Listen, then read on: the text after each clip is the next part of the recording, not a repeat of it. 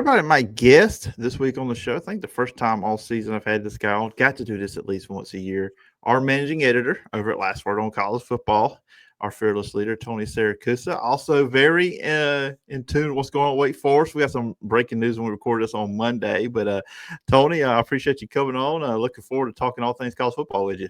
Always glad to do it, Phil. Yeah, I think we did one of these preseason, and now we're getting it at the end of the season. So there you have it.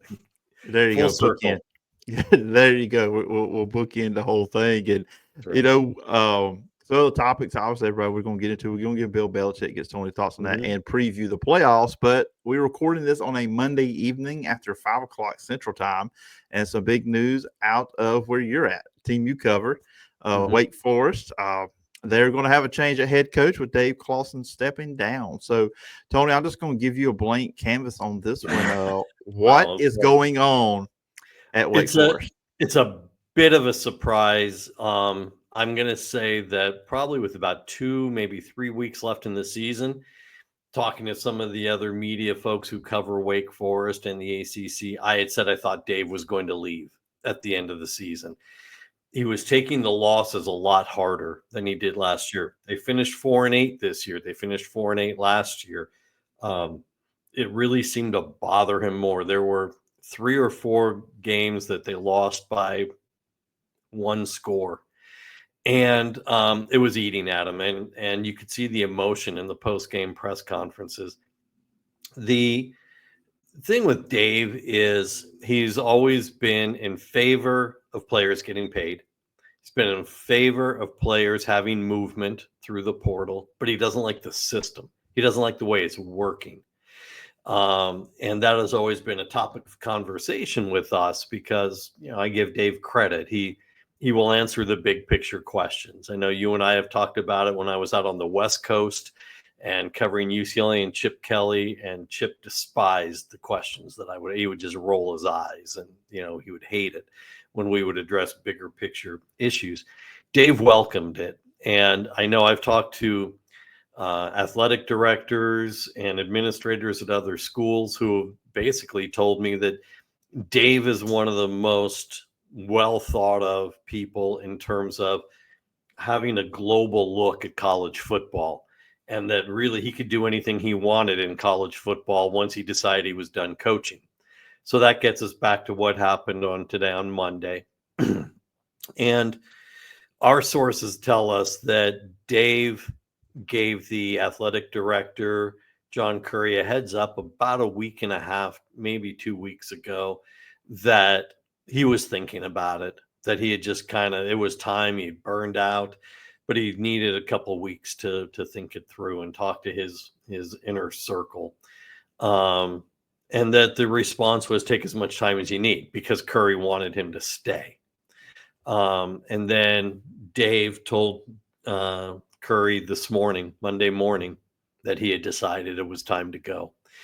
He is officially, for now, staying on at Wake Forest as an administrator within the athletic department, an advisor to John Curry. I honestly don't know how long that will last, because I can picture Dave doing other things within, say, the playoff committee or, the NC, not necessarily the NCAA specifically. It's not going to have an office in Indianapolis, but something larger scope than coaching X's and O's. Look, he was getting frustrated towards the end of the season, even towards the middle of the season, frankly. The play of the defensive secondary was becoming a burning point with Wake Forest. And they were having to redo the defense because of the players that they had. They lost 2 to the NFL in January. They lost another starter to the portal at the end of spring camp. And Dave would routinely talk about the 3 players he lost. He and I had, we'll politely call it, conversation when I pointed out in a column that, but you knew those 2 guys going to the NFL, you knew they were gone in January. Mm-hmm. That can't be still news in September. You knew that you lost, your other starter in April, end of April, at the second portal. The guys you have back there now, you have had since summer. Why are they not better coached? Why are they not better prepared? Why are they the ones who are the letdown of the defense? And then Clawson is coming into the press conferences talking about, hey, it was tough. We went after other players in the portal, other secondary players, but our collective was too small. We couldn't afford it. It was out of our price range. I took issue with that in columns also. One, how does that feel if you're the guys playing there now when your coach is basically telling the media, if we had more money, you probably wouldn't be here, or at least wouldn't be starting. But then also, look, again, you've had them all this time and you knew that that's what you had. The collective at Wake Forest is small. It's very small. Wake Forest is the smallest Power Four school in the country. So the donor base of alums is very small. Our estimate is that they have about 65,000 living alums. That's probably, an eighth of what Tennessee has or Ole Miss has or anything like that. And you can't keep going to the same donors time and time again. I labeled it donor fatigue. They get tired of the phone calls and the emails. Hey, I just gave you $1,000 for this or 2,000, whatever the case may be.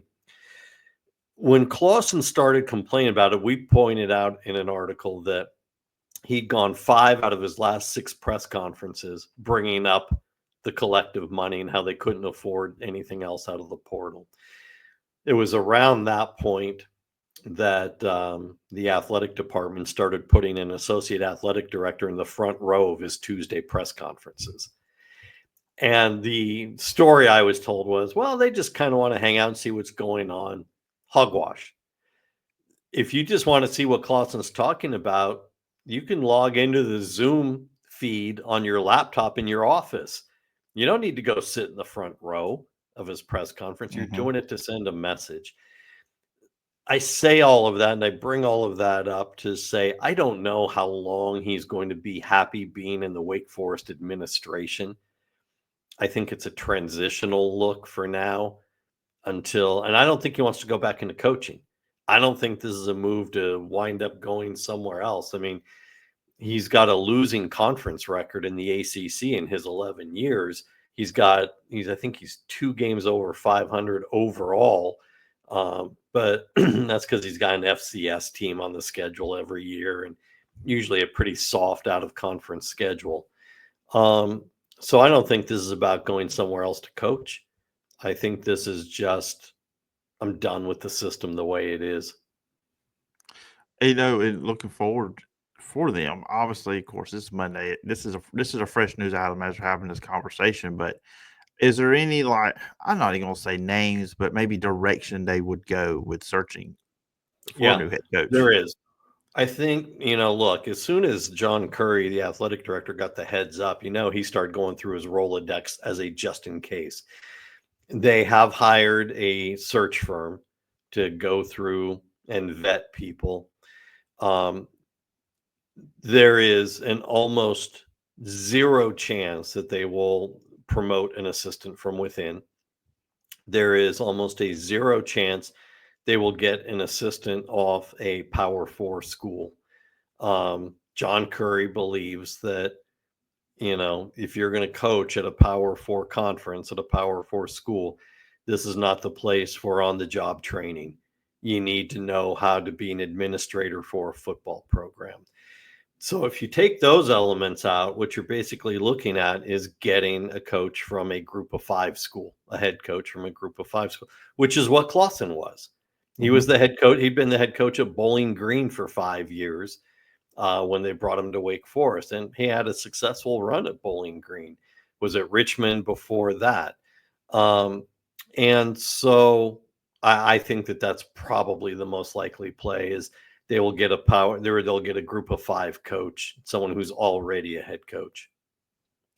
Let's talk about another new hire in the ACC, the one that caught a lot of headlines, Bill Belichick. And when this story was getting out, I was shocked. I was like, there's no way. I thought this is North Carolina just trying to get headlines, say, hey, Yeah. we've taught the Bill Belichick our job is valuable, something like that. But then when it actually kind of moved with this story and then he becomes the coach, I'm really shocked because I just thought, okay, at his age, if he coaches again, it's going to be in the NFL because he is so close to Don Shula's record.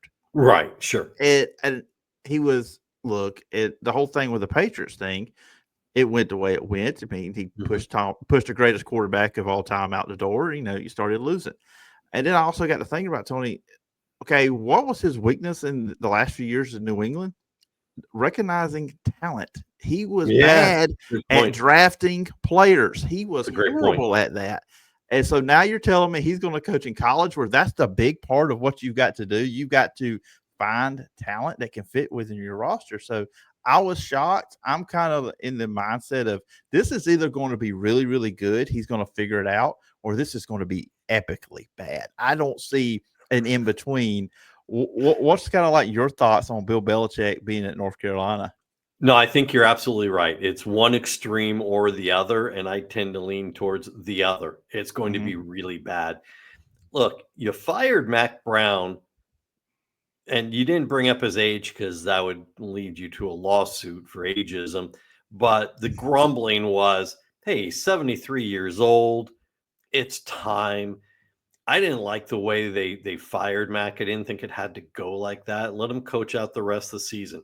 Talk to him about, taking on a job in the administration, being GM of the program, because you and I both know, following college football the way we do, that's the newest invention, really, is schools hiring general managers to run the revenue sharing and the portal and the NIL and the collective and all of these things, right? Let him do something like that. But the minute Max said, I want to come back next year, they're like, oh no, sorry, we're going to cut you loose now. But there was a thinking that the game was passing him by.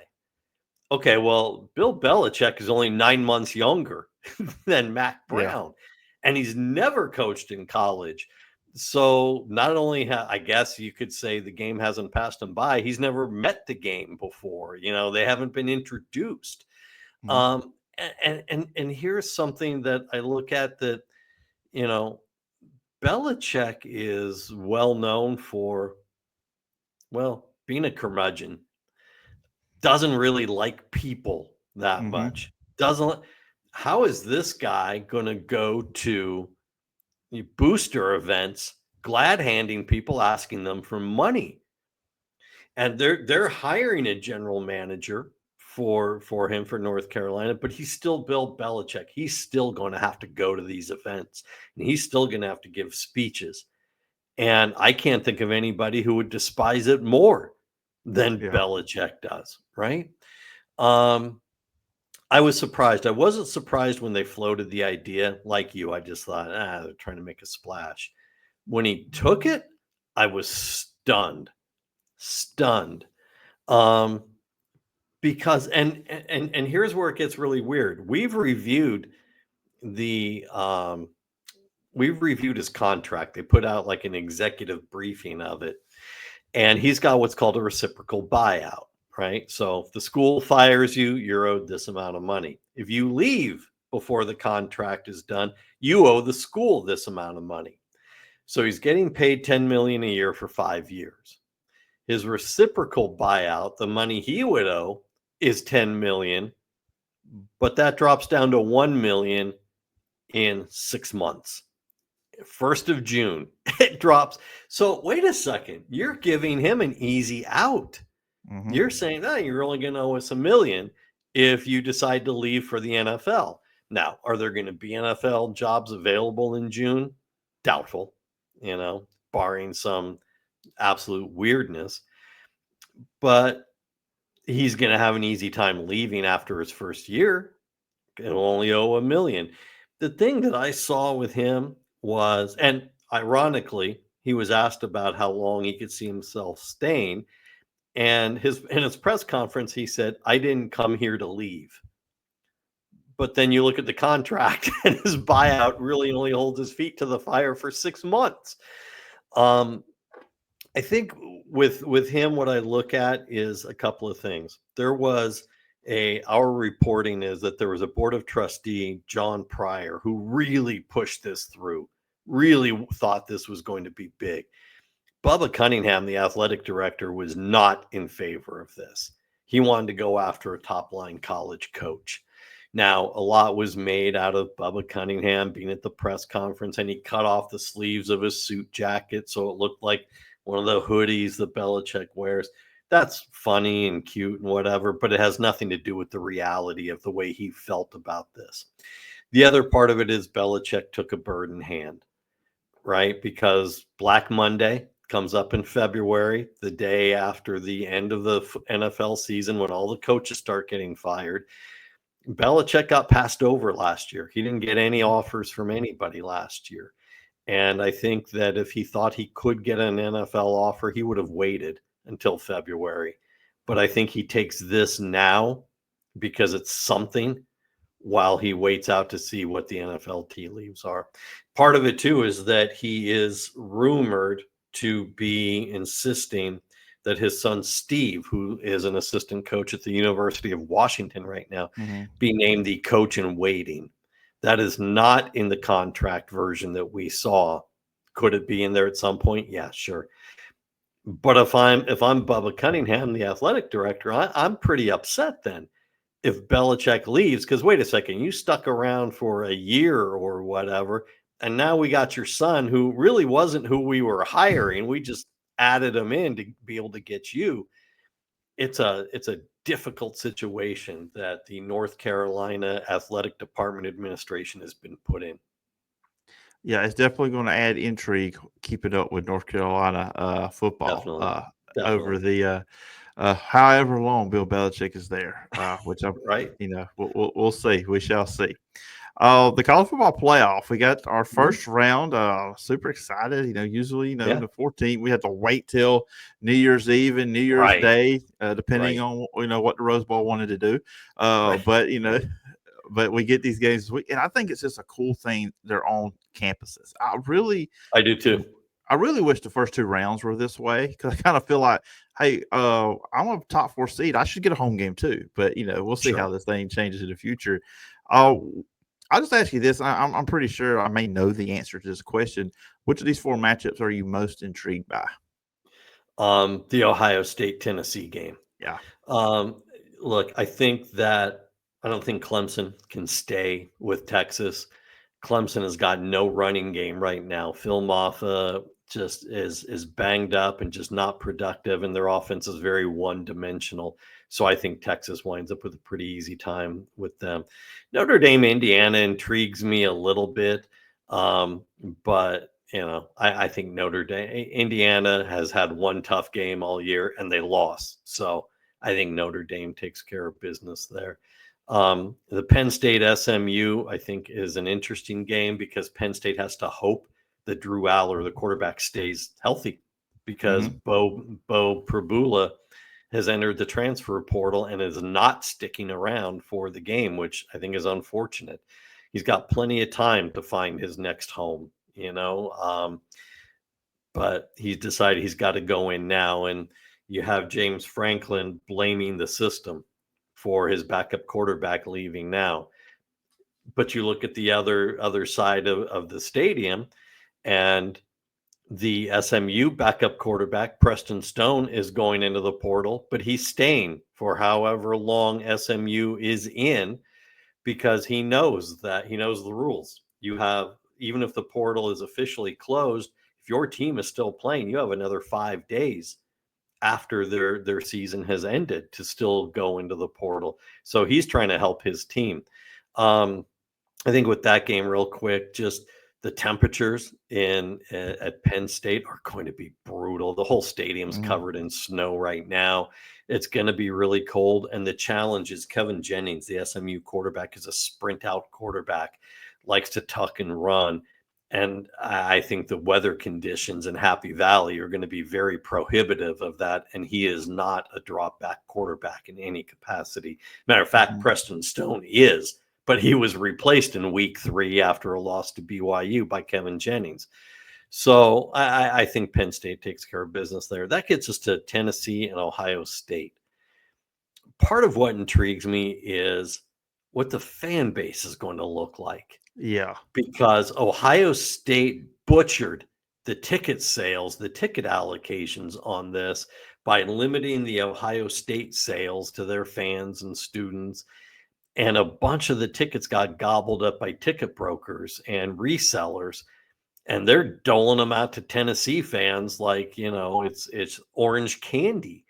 I really think that stadium, seeing a playoff game for the first time ever at Ohio Stadium, I think it's at least 50% Tennessee fans there.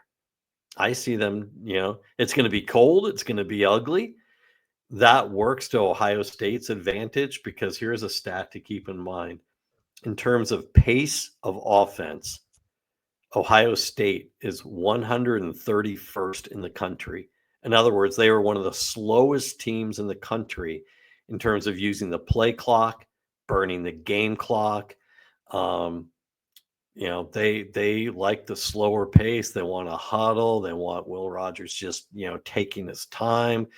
And the bad weather will work to their advantage with that kind of style of play.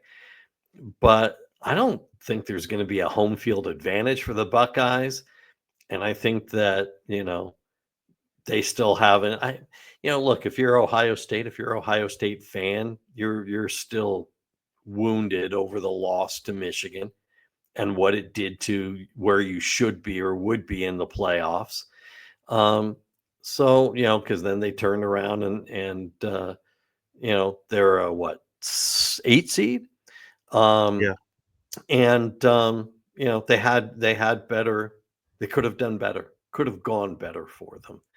So I think it's going to be interesting. The talent in the conditions tells me Ohio State wins, but if there's if there's any comeuppance in any of these games, I think that's the one where we see it.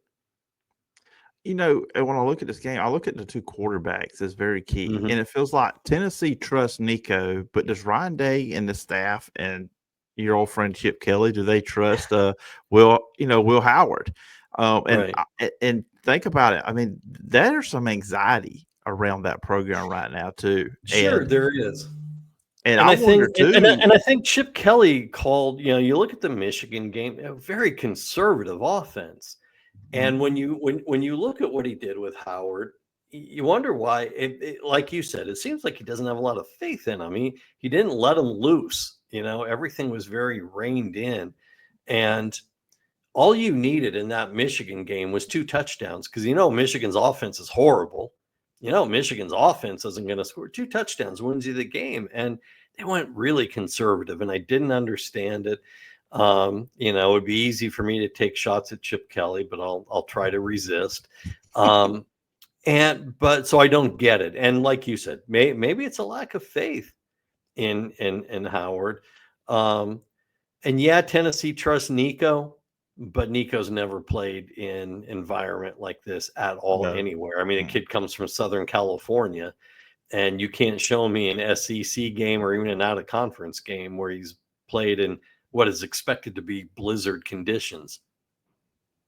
Yeah, no, that does not happen. But I guess maybe if you play in Missouri at the last week of the season, maybe if you play there, maybe they had some snow with them in Arkansas. But yeah, outside of that, it's going to be interesting because I just see that game as like if Tennessee gets up 10-0, 14-0 early, there's already kind of like that tense pressure on Ryan Day following his 4th straight loss to Michigan, and then like you said, if it's half and half, that Tennessee fan base could just take over.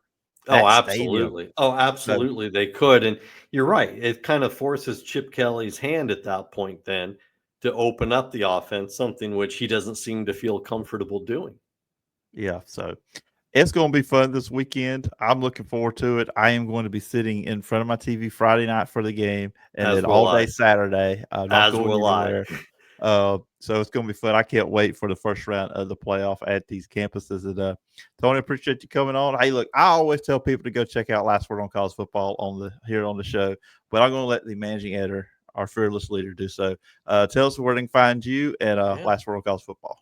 Yeah, you go to lastwordonsports.com and you click on the college football link, and we have your work there, some of my work there. But I think one of the things, aside from covering the playoffs, one of the things I'm always most proud of this time of year is we cover every single bowl game, preview, post game. I mean, show me another site that is giving that kind of coverage to all the bowl games the way we do. You're going to be hard pressed to find it. You can go to Instagram, you can go to Facebook. We've got Twitter. Yes, I still call it Twitter because you can send someone a tweet, but you can't send them an X.